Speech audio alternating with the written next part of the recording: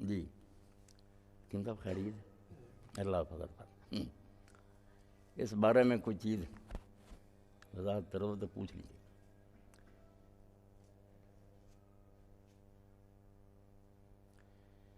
یہی بات مولانا نے سمجھائی کہ قرآن مجید نے سب اللہ کو تو تقریباً سب امتیں مانتی ہیں، گمراہ ہونے کے باوجود بھی کسی نہ کسی شکل میں مانتی ہیں، مگر غلط مانتی ہیں۔ اس کے بارے میں نا بہت سے غلط تصورات انہیں پائے جاتے ہیں، جس کی وجہ سے ان کا ماننا جو ہے وہ نہ ماننے کے برابر ہی۔ بہت سے لوگ پریشان ہوتے ہیں نا کہ یہود بھی مانتے ہیں، اہل کتاب مانتے ہیں، وہ نہیں مانتے۔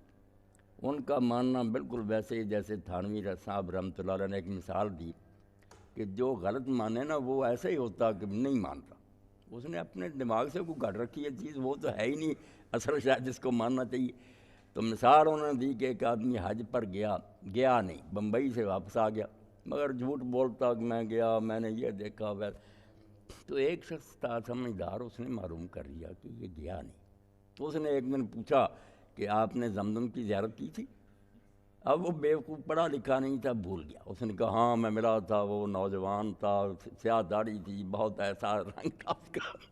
سب لوگ ہنس پڑے کہ اس نے صرف زمزم کا نام سن رکھا، اگر یہ زمزم کو جانتا ہوتا تو وہ تو ایک کنواں۔ یہی مثال انہوں نے دی کہ جو کہتے ہیں کہ ہم اللہ کو مانتے ہیں، مگر مانتے ہیں کسی اللہ کی بیویاں، کبھی کوئی اللہ کے بیٹے مانتا ہے، کبھی اللہ پھانسی پر چڑھ جاتا، 3 دن مرا رہتا ہے پھر زندہ ہوتا۔ تو اس لیے ان لوگوں کا ماننا اپنے کسی من گھڑت اللہ کو یہ ماننے، جو سچ مچ اللہ ہے نا اس کو نہیں یہ جانتے۔ اسی لیے اللہ کافر ہی کہتا کہ یہ میرے منکر ہیں، یہ مجھے نہیں پہچان، بالکل غلط پہچان۔